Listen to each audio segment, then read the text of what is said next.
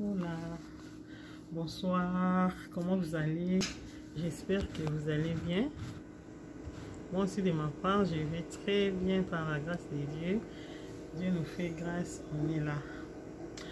Alors, Lilo, nous merci, vous s'abonner, puis vous continuez à s'abonner, que mon Dieu vous bénisse, qu'il vous fasse du bien. Alors, Lelo, qui n'a pas sa témoignage dans la moko, na oyo, nzambe asali ngai, asali na makambo ebele, mais lelo nazo pesa moko na ba oyo asali la ngai. Alors petit à petit, on va continuer. Nzambe linga osali la biso grâce na ye na bolingo na ye, to koyeba na ko partager ebele ya ba témoignage. Voilà. Témoignage na ngai eza boye na tombo na kombo ya Yesu Masiya likolo ba kombo nyonso pendant moment oyo tozo partager na bino kombo na Yesu etombama na tiki ba moment oyo na maboko ya Molimo Santo afin que a impacté tant oyo ezala tant simple te to pe normal te mais ezala na onction na ye makila na Yesu et protéger biso na kombo na Yesu. Amen. Voilà.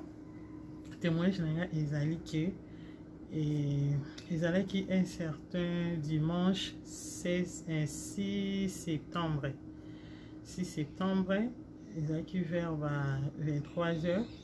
Nazaki na ndaku na fanzi ekomba ermo na bibon na kindolala. Voilà bana basi banalaki bana balala na nti parce que ezalaki anniversaire, tozalaki na anniversaire à moi na mususu awa. Les salles qui tous en moi rétamé on va l'anga là qui déjà tous les qui n'a pas les fonds na bon sabango na bon sababilo konde bazala ki wana balia ki na arranger ndako. Et alors na yoki na fanda qui skoto na telemi na sentir likolo passe likolo nga ya droite na ki passe on dirait ba pota na kati nga ba pota on a zoki on hernie on dirait ba bibon on dirait ba pota on dirait na ebité na expliquer comment zambe moko ayebika eloko elekaki wana. Alors nazui na prier place wana na vie na ti le sang de Jésus au nom puissant de Jésus-Christ. Et sili na kiolala lobi nango pasi ezo continuer 3 jours 4 jours 5 jours une semaine pasi likolo komi kovimba. Vous êtes là dans l'axabino ndenge likolo komaki nde komaki na ba une semaine wana. Une semaine likolo komi kovimba nga na oki kati na ngai zwa téléphone kanga photo na likolo o momoni. Donc na yoki so komona avec parce que lumière ya makasta yango wana nde likolo ngai komaki eyinzo bomona ba noir wana eza ndenge komaki yango wana likolo ngai komi kovimba. Voilà. Ils ont un peu de lumière parce que voilà, les connais comment ils voient. À droite. Et vimba qui bon. Ah, et yinzimba mon place voilà. Na comprendre tinga du Seigneur. Les connais comment. Na wanzika ko prier na ko tsope na bi. Oh, ils ont maladie ko lo ba ba ki la ba tuti. Bon ana poto ana ko ba ki na maladie. Baniko. Tous à la té, tous à toujours l'attitude de la prière et puis tout bon de la confiance puis n'a pas tout té bande konangai. Confiance c'est pas Yesu. Moto azaka moto ko ina été mbote mais confiance mingi pas Yesu. Mokileze ko pola bande ko. Osali moto loko té, moto na lingika azo sepelaka na existence na yo té. Atapeka ndi na oloba pe boye depeka na zabwe mutu suka sopa monyo ka bazo sepela note dans olinga kutu ozala wana te. Pourquoi motema ya boye bandeko so na komo lo bawe parce que nzamba lakisanga mutu asala kiloko wana likolo ekoma ko vimba na ko benga petit frère nanga aza pasteur to prier na ye ça va na foi na zaki na ngona za ko banga te na zaki toujours na kimia kuti na wale ko seka kaka Rolanda pe vidéo o so ayoki témoignage oyo aza témoin na bandeka koseka na bina zo seka parce que na yebi eloko te naza na problème ya mutu te nga na yebi ka Yesu nazali pe na pensée moko te ya mutu oyo asali nga boye nazalaki na pensée na ye te ke ye mutu akosala boye voilà naye kovanda wana baprière na consultaki mpe basala nzambe mosusu mosala nzambe moko nabengaki mpe po petit frère na nga azalaki so na tante abengai nga te nabengi mosala nzambe mosusu mpe aprie mpo na nga alobi ke moto asali eloko ya boye soki oyebi na eloko te problème oyo ezongela ye moko nga mpe nabi amen mpo nayebi na nga eloko te ale nafandi mpe nabandi kaka koprie ekomokoma neti 2 semaines nga mpasi oyo ekoleka 2 semaines te nzambe eloko efo tika nga nako continue boye te eloko ewuti wapi epesi yanga mpenza kanda moko spirituel donc nazalaki déterminé fo eloko elongwa bandeko na bandi koprie naye kolanda baprière mosusu na bayoutube naolanda baprière pasteur moko mosusu alobi ke non atei na Ézéchiel 37 wana ndenge prophète Ézéchiel aprophétisaki mpona baosma desséché abi yo mpe okoki koprophétiser mpona situation oyo etelemeli yo eza maladie eza na finance eza na situation moko boye oyo etelemeli yo ya libala ya nini bana koprophétiser parole de Dieu afin que situation elongwa na bandi mpe koprie na zwi likolo na ngai wana oyo bomoni oyo likolo na ngai oyo nazwi yango na matisa oyo likolo oyo natiango na boye voilà likolo oyo bandeko nazwi yango na matisi yango na mbetu na bandi koprie nandi koprophétiser nazodéclarer nabi nazolongola maladie parce que Bible lobi par la maîtrise de Jésus-Christ nous sommes guéris nazolongola maladie nazotia guérison et puis na fungoli Isaïe 53 chapitre 53 verset 5 parce que lobi que les châtiments qui nous donnent la paix est tombé sur lui par ses meurtrissures nous sommes guéris. On a vu qu'à passage on a dit qu'on déclarer Seigneur na sinzambe que na wanzela ya bakota na yo ya ba meurtrissure na yo nga na bikaki yo ozokaki bakota na ponga na zo susu bakota ote nga na yebi vraiment mutu te naza innocent Seigneur justifier ngai otika ngai te banguna na nga balobaki balongi nga na bazi ko boya maladie na sena retour à l'expéditeur bandeko na prier bon na déclarer et sili na comment sentir place à bakota na o place likolo ya esalimo wa noir bakota esalenga na tina sima kota likolo kota mole na comment sentir bakota ngo douleur ebando kita et sili pe na yoki likolo pepele na banjuma otambola pona bande na ngotambo melikolo zaki mo kilo et au sala que butu pe koti na lali tongo etani na préparer kandi na préparer bana makambo nyonso ok baki classe nga pe na tika nga na bibon baki tika bango nga na tika na ki jon na bibon na sala msala ndako esprit mobile nga no lala mke na ok kakati na nga sawa lala na su 8 heures bon na lali dans la lali naomona na ndoto onze na fandi siko na tapis na ndako na tapis siko nazo bondela pona likolo nazo prier na lobaki na longoli onyo surtout na malade na sana excuse na sala un retour à l'expéditeur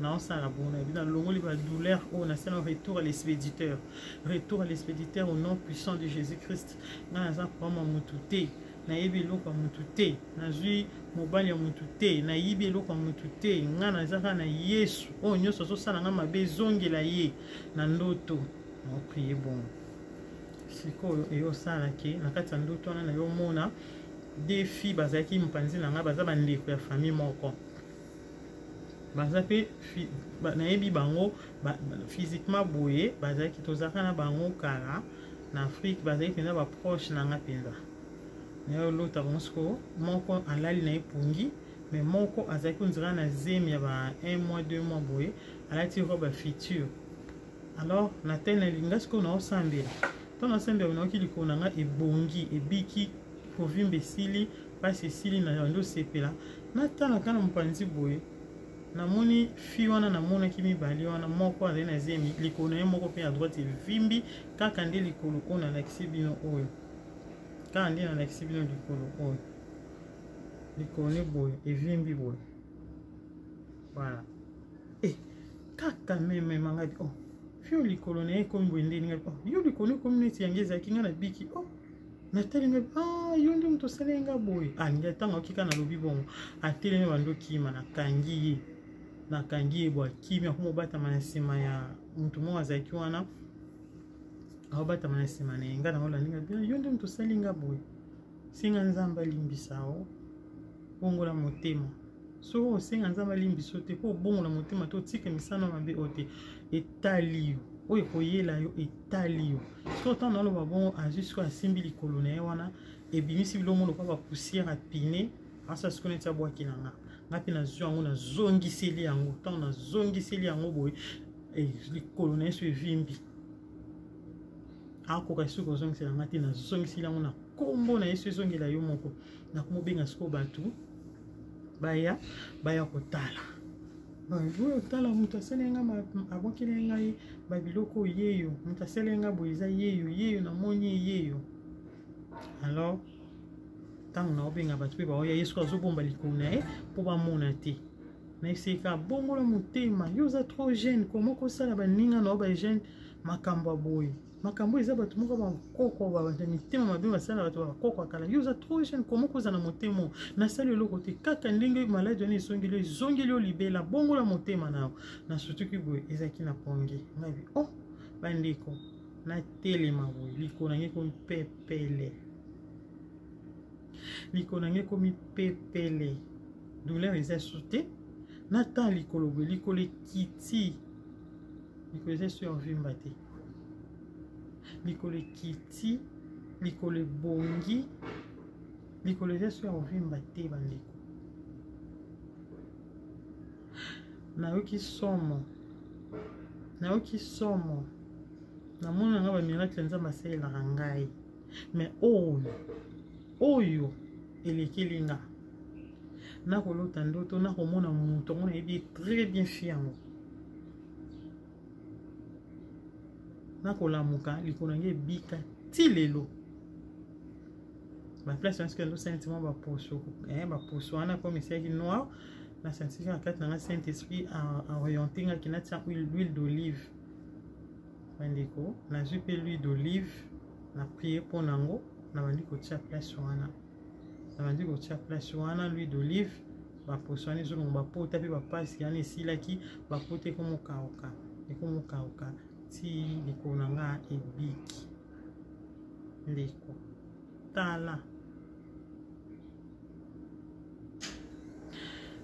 tobondelaka toza na distraction te mokili oyo toyaki kokuta yango tant tozalaki te mokili oyo ezalaki peut-être mpe tant tozala te mokili oyo kotambo so etikala kaka kocontinue mais sikoyo vi na biso soki lelo oyo tant oyo yesu nzambe apesaki yo na mokili ekoki nano te bato mabe basali yo bongo balongoli yo avant okende wapi ekoma ndenge tokokaka masolo ke esprit ezoyengayenga mpo ntan nango na ekokaki te non ezenge na so tolongo na temps oyo nzambe aprépara mpo na biso ndeko deklaraka na parole de dieu ntango likambo ekomeli yo zwa bible fungola ngai eloko oyo esauve nga parole de dieu baparole na nga moko te bapriere na nga moko te to ya bamoyo ya kitoko na bapriere non maloba nzambe na Isaïe 53 un instant nazwa bible totanga yango voilà Isaïe 53 na verset 5 elobi mais il était blessé pour nos péchés brisé pour nos iniquités les châtiments qui nous donnent la paix est tombé sur lui et c'est par ses meurtrissures que nous sommes guéris. Voilà. Parole au Isaïe. Na souligné au peso au monde. Na tiongo ba rose. Na tiongo ba rose. Verset. La Bible nanga. Bandeko. Parole au Yanzambi nde bikisi ngai. Po Yesu yemo kaza parole. Tant on a déclaré, on a dit qu'on déclarait guérison, on a dit qu'on appelait Yesu Masia, na croix, on dit que bête qui va film pour Bible lui, mon congolais comment il le croit net, va balunde va balta bilanga, va laborer, on dit va balusa ma belé, mon congolais c'est comment il bongo, na ba poto on dit va baldon, ba poto na mon congolais, mon congolais et donc et comme le croit bilanga, on dit va seli bilanga na mon congolais, pour bisoto bika, pour bisoto je pas citer, pour ma vie qui n'a pas cité. Na déclaré Yesu Masia Nazareth wa batelanga butu moi abiki singai ndeko to mi batela to bondelaka yeba nani oyo ozana contact na ye muto o nganza mbala kisingai aza mutu to kaboni kala depuis 2012 fiwana azali pe mais ce qui ndeka ba image ya YouTube etambola so ekomila e abongo na motema na ye abongo na motema pourquoi nzamba bikisinga parce que akuti motema na nga na problème na mutu te akuti motema na nga polele nga to selinga mabe ato yina ngai nga yina te na ko éviter yo pona to zo na ba problème te lisusu mais toza biso bien to solo la bien mais na okanga manu lisusu te pona moni ke nga na yo simba te soit na remarquer que zo se pia na nga te.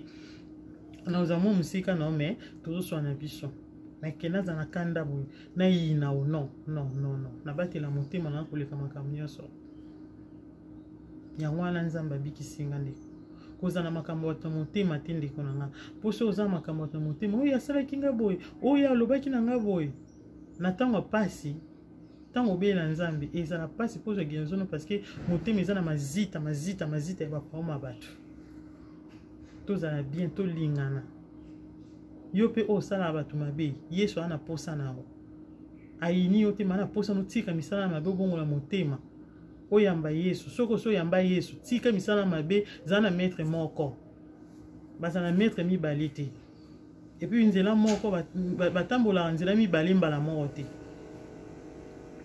bongo la motema Yesu ana posa nao tika kosala baninga mabe soko koyoka to continue osala ninga mabe libulu o timoli yo moko ozila parce que Bible elobi na biso na psaume 7 to moto lukango na psaume chapitre psaume est en chapitre côté za ta psaume 7 yango Bible elobi na biso nini na verset suka psaume 7 babi zela to lukango bien psaume 7 ozela mukeba ndeko. Voilà, psaume 7 awa, et le biso na verset 6 et le verset 15 to banana 15. Voici les méchants préparent le mal, ils conçoivent l'iniquité et ils affrontent néant. Donc tant yozo préparer ma bé contre ba juste et ba innocent. Yebango ba ma bé no ana et ozo mutute et ozo yela yo moko. Oko affronter néant. Et puis ana Césalobi, il ouvre une fosse. Il a creusé et il tombe dans la fosse qu'il a faite. Donc, à côté de la libulu, o yemoko a creusé, a timoli libulu, a sel libulu, o yemoka a timoli, yemoka koi na kati libulu wana. Bible en lobby. Donc, il ouvre une fosse, il a creusé et il tombe dans la fosse qu'il a faite. Donc au fond la libulu oyemoko atimoli et akokuya na kati libulu wana oyemoko atimoli. Donc yo osala mabe ba libulu yo sala ata onyoso pona baninga. Pona baninga o meditaka mabe. O meditaka mabe pona baninga. Yeba libulu wana yo moko kokota na kati. Mbalo yo innocent kokota na mabulu na wana ti. Bino pe ba obolandanga. Mutu nyoso atimola libulu contre yo. Libulu na ya to ye moko kokota na kati. Parce que yeni mutatimoli. Pour nini boy to ndimela Yesu na vérité to ndimela Yesu na vérité ceux qui mutuana au sepel na ona likam au sepel na na yete éviter longo na pembe na ye pourquoi au calculer ka au salema be longo na mokili est-ce que tu qui ce n'est pas toi Ce n'est pas toi qui là est. Vous êtes créateur. Alors, bref, nazaki nanga na obanga te parce que naebaki ke muto azobundisanga na azanzambe te. Nzambe eza moko Jésus-Christ de Nazareth. Muto asalinga bongo aza éternel te. Éternel eza Yesu Masiya Nazareth. Nazaki beaucoup plus en confiance à Yesu. Ki nesika koluka muto asalinga mabe. Na bolingo na ye amona motema nanga naza motema vengeance te pour vengeance na tikela comme yemo lobi à lui la vengeance à lui la rétribution na tikela ngo nzambe a révéler nga muto asalaki ngango et puis zongela ki mo naza bien liko na eza bien kutu pour na nati ba chaussette na ngana telema na sabino naza bien na koma nanga bien makamwa lika depuis septembre. Siko o wana izongile na ebite sort na ye so kanza ndenge nini mais lilobo na lobeni aluka nzambe asenga nzamba limbisi na mabenyo so ya salanga abongo na motema soko abongo na motema te italie wana lobi makambo ebele elibulu ya timola ki wana ye mo wakota nga na ze ya Yesu makila Yesu ezokule na baveni nanga donc Yesu abiki sangai kangama na Yesu yo mutu oyo oza na pasi kobanda kotamusa makanisi te oluka na ngasalinga o non yo tcha makanisi oka epa Yesu baka Yesu salanga grâce na bilongo na bima na situation o na longo na situation o après ye moko tongo bikisa ye moko na bolingo soka lingi awalakisa so pa lingi te awalakisa te l'équipe bon po nzambe pa boya kolakisa tu mingi ke mutu bondo so mabe batu so za bongo ni bientôt so ta bongo na bien o changer na mte o na benga ba frère mobesu na ba sœur mobesu o ba bela na bientôt na makambo nzambe o bazala abina ko tia Bible pembeni baze ebele